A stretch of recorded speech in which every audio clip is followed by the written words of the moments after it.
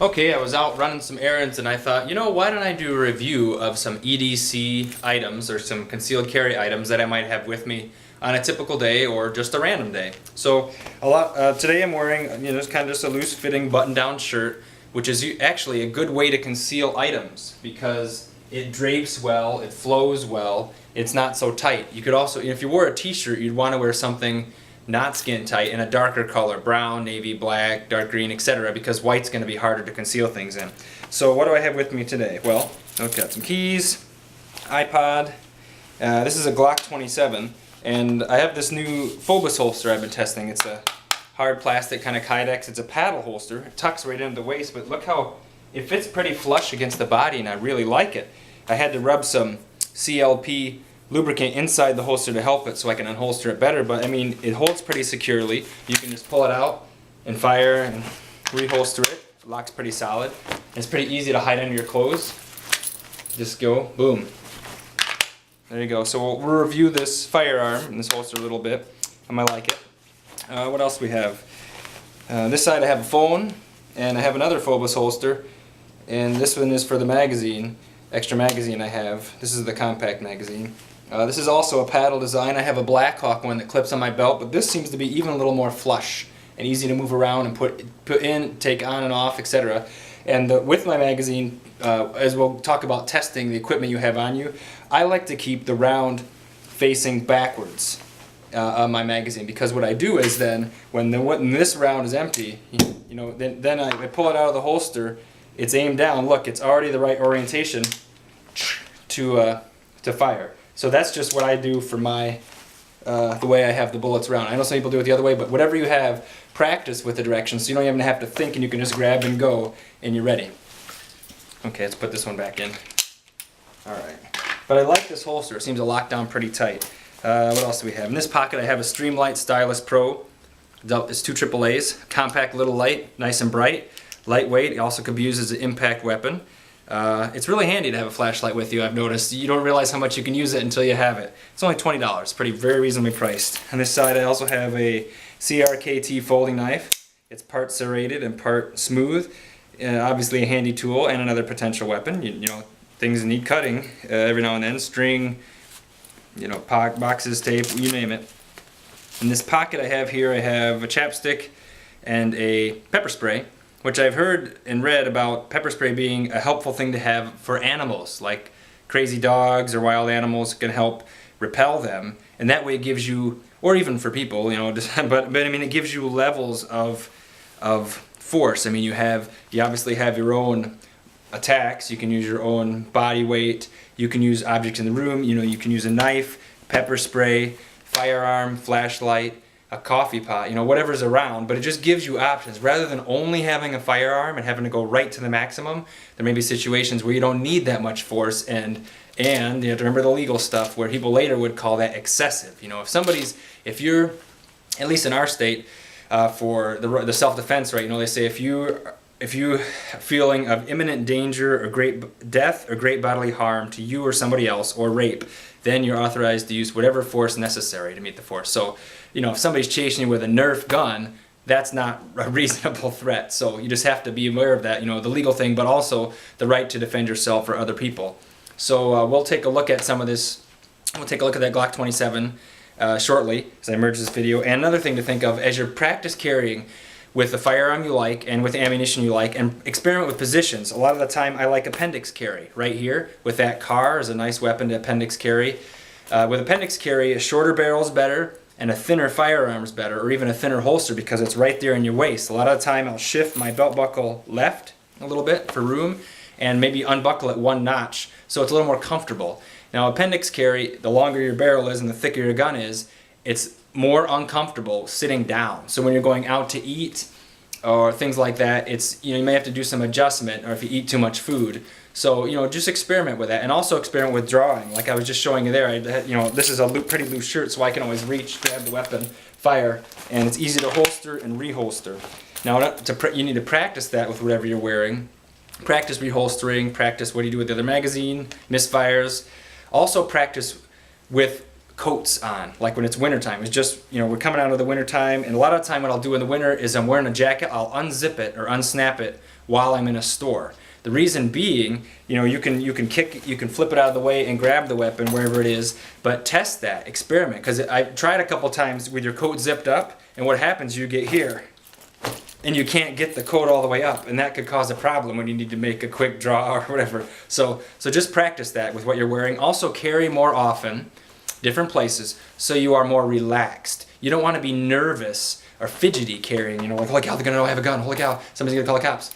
Just to be more relaxed and confident and comfortable, you know where the weapon is, you know how to use it, and you're not nervous, so you can assess the situation. There may be times, surprise is always a powerful weapon. I mean, Sun Tzu and other people, but whenever you're somewhere, there may not be the right opportunity to grab the gun. You know, if something happens and you need to wait until there's a distraction or an assailant is looking a different direction, then you draw the weapon and attack. So you surprise your enemy. You know, feign, you know, well, I think Sun Tzu said feign disorder and crush him. You know, so pretend, go, you know, like everything, don't, you know, play along, but always be sharp in your mind. So anyways, to say, just practice what you're carrying so you won't be nervous. And if you have to adjust something, do it in a nonchalant way. Pretend you're looking at something else while you make an adjustment. Go in the bathroom. Do something so that it's not so obvious you have a firearm. And in time, you'll get more comfortable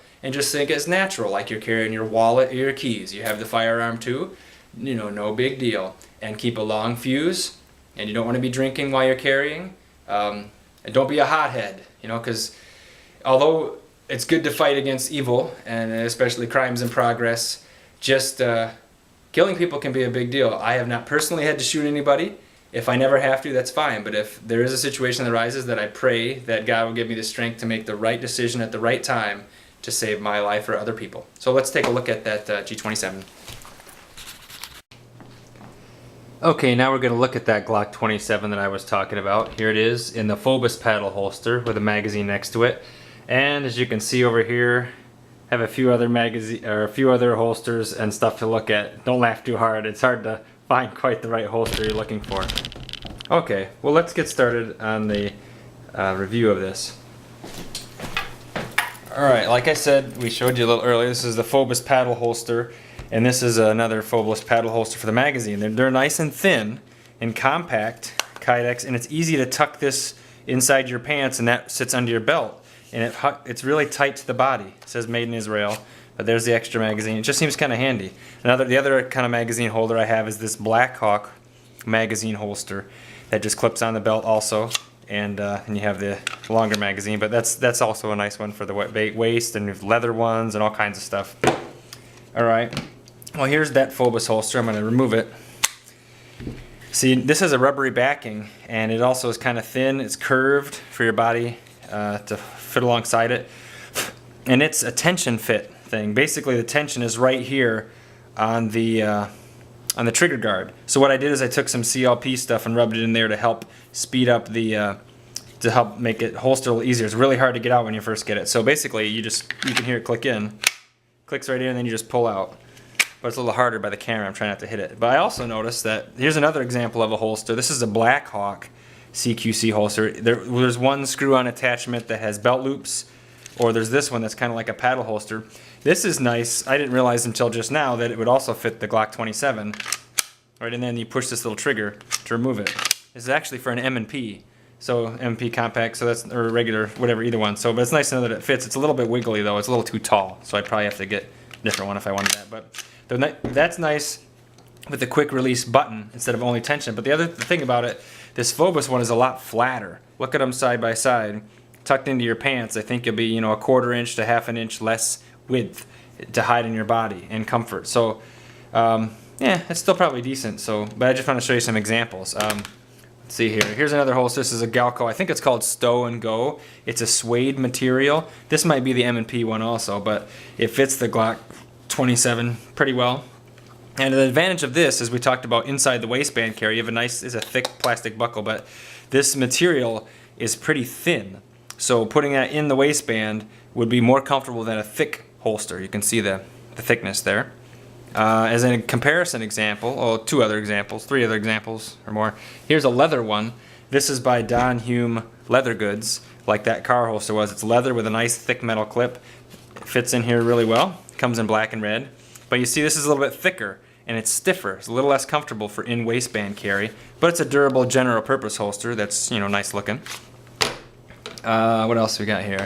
That's cool. We've got this. This one I'm actually liking a lot. It's a Black Hawk holster, size 5. It took me a while to find the right size. It's a nylon material, but it's also very thin. This fits the Glock 27. I like that it covers up the slide, so if you're sweating, you know, it's just more comfortable and cushioned against your skin. Whereas we saw the Stow and Go doesn't extend high. Neither does the standard leather one. You know, actually, neither does this Phobos one either. So it's nice to have a t-shirt on, but it's a little more away from your skin. This right against your skin, but see how thin that is? That's really nice. It's even thinner than that one is about. And it's a pretty durable material, and I like the slide cover. So, and you just put that in your, clipped on your belt. Here's a Galco Triton, I think is what it's called. This is actually for an M&P, but it's Kydex, the whole thing is. And it's really, really thin, and it has this belt clip for inside the waistband carry. So you can just click this boy in.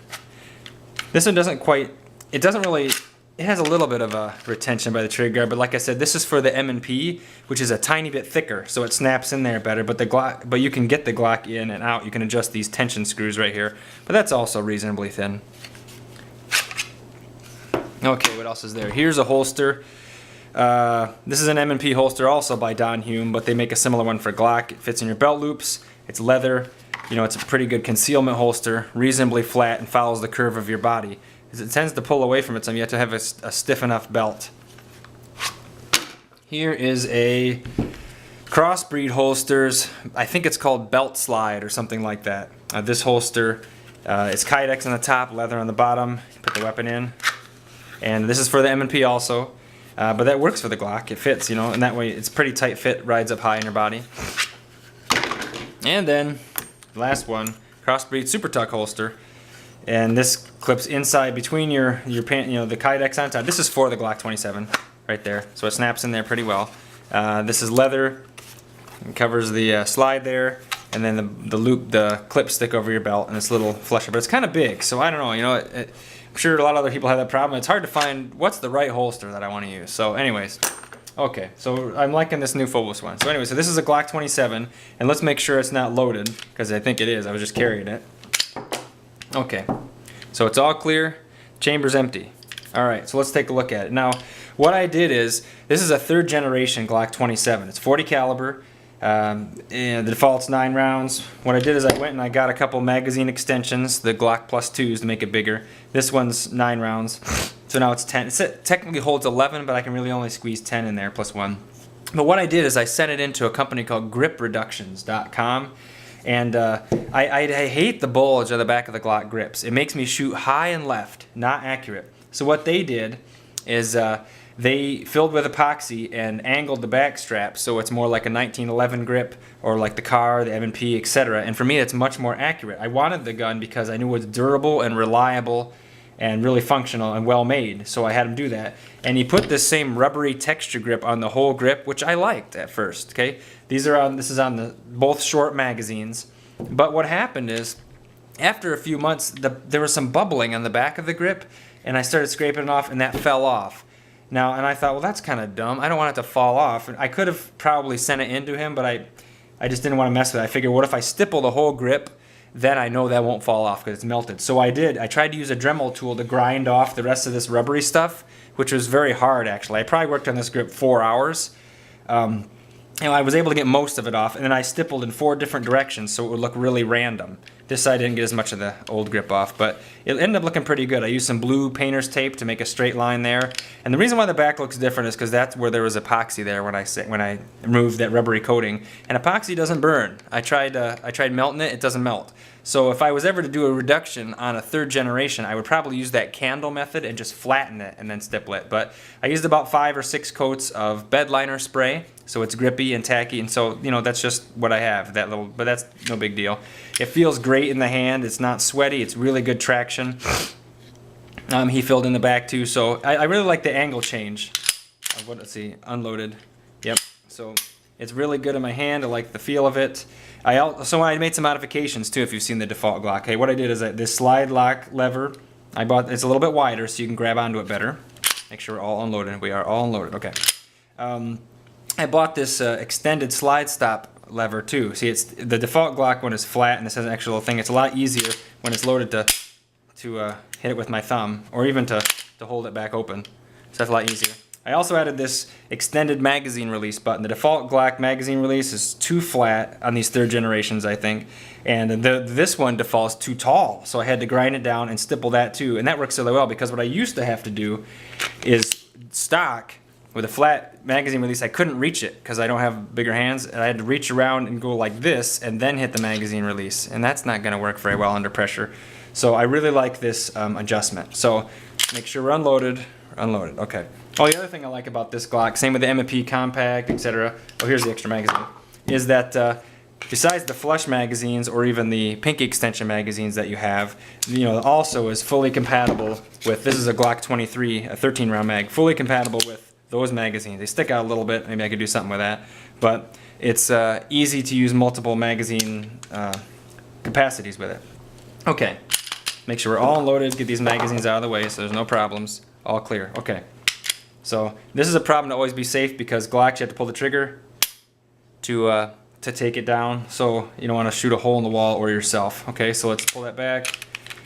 And we'll take a look at the slide. Your typical Glock innards. Like I said, I did change a few components. The slide stop lever. It's really easy. There's good YouTube videos about it. To pop the pin out, and then you can.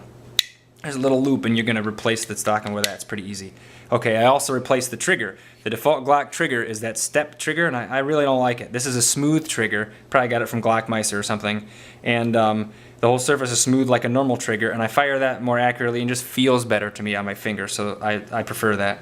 Also, the grip reductions, he kind of buffed off the Glock little square point there, which is kind of nice because I've heard that like sometimes with reholstering, that square thing could catch on things and Alright, for some reason the video got cut off. I'll try to wrap it up here, but we were talking about that getting stuck in the magazines, replace the magazine release. Interior wise, I bought one of the stainless steel Glockmeister recoil assembly screws, and I really like that. I figured it'd be more dependable than the plastic, and that way I have a backup too. So I didn't make any other modifications other than that. But here's a little, see if I can get a little closer on the grip stippling. It's kind of hard to see sometimes, but it turned out really well. It turned out pretty random looking and pretty smooth in the light, so I really like it and it's really comfortable. So there you go, it's a Glock 27 concealed carry weapon items, and thanks for watching.